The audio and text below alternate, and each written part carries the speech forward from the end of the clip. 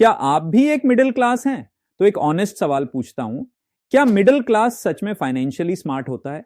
अगर हां, तो सबसे ज्यादा इंश्योरेंस पॉलिसी मिडिल क्लास ही क्यों खरीदता है? सबसे ज्यादा टैक्स भी मिडिल क्लास ही क्यों भरता है? और सबसे ज्यादा सेफ डिसीजंस लेने के बाद भी फाइनेंशियली स्टक मिडिल क्लास ही क्यों रहता है? यही पैराडॉक्स आज की सबसे बड़ी प्रॉब्लम है। हम मिडिल क्लास गलत नहीं सोचते, बस आधा सोचते हैं, और आधी सोच पूरी जिंदगी खा जाती है। और अगर आप सोचते हैं कि मिडिल क्लास ऐसे क्यों सोचता है, तो ध्यान से सुनो, यह आधी सोच एक्सीडेंट नहीं है, इसे जानबूझकर सिखाया गया है। आज मैं तुम्हें कोई अमीर बनने की ट्रिक नहीं बताऊंगा। आज मैं तुम्हें वो सिस्टम दिखाऊंगा जो डिसाइड करता है कि कौन लाइफ में ऊपर जाएगा और कौन बस भीड़ का हिस्सा बनकर रह जाएगा। और वीडियो के लास्ट में मैं आपसे एक सवाल पूछूंगा जो लाइफ चेंजिंग हो सकता है, और वो सवाल इतना सिंपल होगा कि तुम्हें गुस्सा आएगा कि ये किसी ने पहले क्यों नहीं पूछा। लेकिन सबसे पहले एक अनकंफर्टेबल ट्रूथ सुनो, हम मिडिल क्लास की सबसे बड़ी प्रॉब्लम लो इनकम नहीं है। हम मिडिल क्लास की प्रॉब्लम है प्रिडिक्टेबल इनकम। हर महीने लगभग सेम पैसा, हर साल लगभग सेम ग्रोथ, और पूरी जिंदगी लगभग सेम फ्यूचर। रिच लोग रिस्क नहीं लेते, वो प्रिडिक्टेबिलिटी तोड़ते हैं। मिडिल क्लास प्रिडिक्टेबिलिटी को सिक्योरिटी समझ लेता है। सैलरी से पक्का पैसा आ रहा है, यह लाइन मिडिल क्लास को सुकून देती है, लेकिन यही लाइन हमारा फ्यूचर भी तय कर देती है। चलो अब इसे नंबर से समझते हैं। मान लो तुम महीने के 30 से 50 हजार कमाते हो। तुम्हारी पूरी प्लानिंग बेस्ड है एक असम्पशन पर, अगले महीने भी इतना ही आएगा। लेकिन हिस्ट्री बताती है कोई बीमारी, company shutdown, lay off, family responsibility, एक इवेंट पूरी प्लानिंग को डिस्ट्रॉय कर देता है। और यही वो जगह है जहां एसआईपी फेल होती है। वो एसआईपी जिसका मैथ मानता है कि आप हर महीने पैसा इन्वेस्ट करोगे, कोई ब्रेक नहीं आएगा, इनकम लिनियर रहेगी और एक दिन आप अमीर बन जाओगे। चलो इसे एक एग्जांपल से समझते हैं। मान लो आप RS 5 महीना एसआईपी करते हो अगले 20 साल तक, और आपको 12% रिटर्न मिलता है, तो कैलकुलेटर बोलेगा आपको मिलेंगे RS 50-60 लाख रुपए। लेकिन कैलकुलेटर यह नहीं पूछता क्या 20 साल इनकम एक जैसी आती रहेगी, क्या 6-12 महीने जीरो इनकम नहीं आएगी, क्या उस वक्त एसआईपी नहीं टूटेगी, जबकि रियल लाइफ में ज्यादातर एसआईपी बीच में टूटती है। वह एसआईपी कैलकुलेशन हमेशा परफेक्ट इनकम अस्यूम करती है, जबकि रियल लाइफ कभी परफेक्ट नहीं होती। और यहीं एक सवाल निकल कर आता है, अगर एसआईपी इतनी स्ट्रांग होती तो आज हर मिडिल क्लास करोड़पति होता। अब सोचो, अगर एसआईपी इतनी पावरफुल होती तो बैंक्स एसआईपी बेचते क्यों, खुद क्यों नहीं करते? अगर कंपाउंडिंग मैजिक है तो म्यूचुअल फंड कंपनीज फीस क्यों लेती हैं?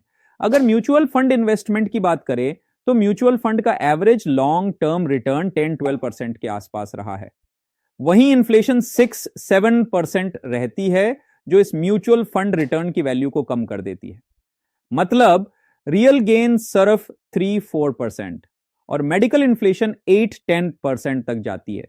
यानी पैसा बढ़ रहा है लेकिन पावर नहीं, क्योंकि असली पैसा फ्लो कंट्रोल में है, रिटर्न में नहीं। अब एक रियल मिडिल क्लास ट्रैप देखते हैं। बसता है हम मिडिल क्लास को सिखाया गया है पहले सेफ बनो फिर रिच बनना सोचो। लेकिन रियलिटी यह है, जब तक तुम रिच थिंकिंग सोचना शुरू नहीं करते, सेफ भी नहीं बन पाते। इंश्योरेंस, एफडी, सेविंग अकाउंट, ये सब प्रोटेक्शन है, और प्रोटेक्शन कभी ग्रोथ नहीं देती, प्रोटेक्शन सिर्फ डिले करती है। एफडी आज भी 6-7% देती है। इन्फ्लेशन के बाद रियल रिटर्न अयॉन जीरो या नेगेटिव। एफडी पैसा बचाती नहीं, एफडी सिर्फ इल्यूजन देती है कि पैसा सुरक्षित है।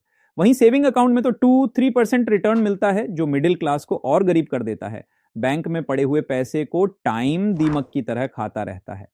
और यहां एक बात याद रखना, एवरेज बनना गलत नहीं है, लेकिन एवरेज से अमीर कोई नहीं बनता। रिच लोग मार्केट से ज्यादा कमाने की कोशिश नहीं करते, वो मार्केट के बाहर लेवरेज बनाते हैं, जो होती है नई स्किल्स, बिजनेस, ओनरशिप, डिस्ट्रीब्यूशन।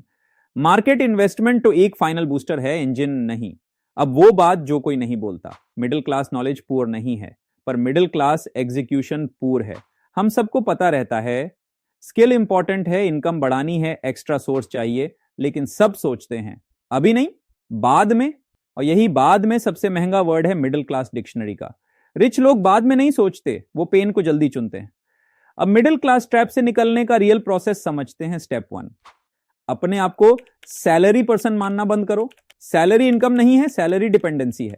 जब तक दिमाग एम्प्लॉय मोड में रहेगा डिसीजन स्मॉल रहेंगे। ये जॉब छोड़ने की बात नहीं है, ये सोच छोड़ने की बात है कि जॉब ही सब कुछ है। स्टेप 2, टाइम को एसेट समझो। मिडिल क्लास टाइम बेचता है, रिच लोग टाइम लेवरेज करते हैं। स्किल सीखो जो कम टाइम में ज्यादा वैल्यू दे सके। स्टेप 3, इनकम वॉलेटिलिटी बढ़ाओ। ये डरावना लगता है लेकिन यही गेम चेंजर है। फिक्स्ड इनकम सक्शंस fixed future, variable income open future, यही वो पॉइंट है जहां ज्यादातर लोग पीछे हटते हैं, लेकिन असल में यही वो पॉइंट है जहां फ्यूचर भी अलग होते हैं। स्टेप 4, इन्वेस्टमेंट तब करो जब लॉस तुम्हें तोड़े नहीं। मिडिल क्लास इन्वेस्टमेंट करता है फियर के साथ, रिच इन्वेस्टमेंट करता है कॉन्फिडेंस के साथ। अब आखिरी सच, मिडिल क्लास इसलिए गरीब नहीं रहता कि उसके पास पैसा नहीं होता, बल्कि वो गरीब रहता है क्योंकि वो आइडेंटिटी नहीं बदलता। जब तक तुम अपने आप को बस एक मिडिल क्लास आदमी मानते रहोगे, सिस्टम तुम्हें वही ट्रीट करेगा। अमीर बनना एक फाइनेंशियल डिसीजन नहीं है, ये साइकोलॉजिकल रिबेलियन है, और रिबेलियन हर कोई नहीं कर पाता। और यही वजह है कि सब अमीर बनने की बात करते हैं, लेकिन अमीर बहुत कम लोग बन पाते हैं। अगर तुम यहां तक पहुंचे हो तो समझ लो तुम बाकी लोगों से सोच की दौड़ में काफी आगे निकल चुके हो, और जिसकी सोच बड़ी हो जाती है समय उसे खुद ब खुद बड़ा बना देता है। अगली वीडियो में मैं तोड़ूंगा मिडिल क्लास की वो बिलीफ्स जो दिखती इनोसेंट है लेकिन अंदर से पॉइजन है। अगर ये वीडियो तुम्हें अनकंफर्टेबल लगी तो ये आपके फ्यूचर के लिए सही डायरेक्शन है। मिलते हैं आपके अपने चैनल पर अगले मिडिल क्लास दर्द के साथ, तब तक जय हिंद। पैसा ही पैसा होगा।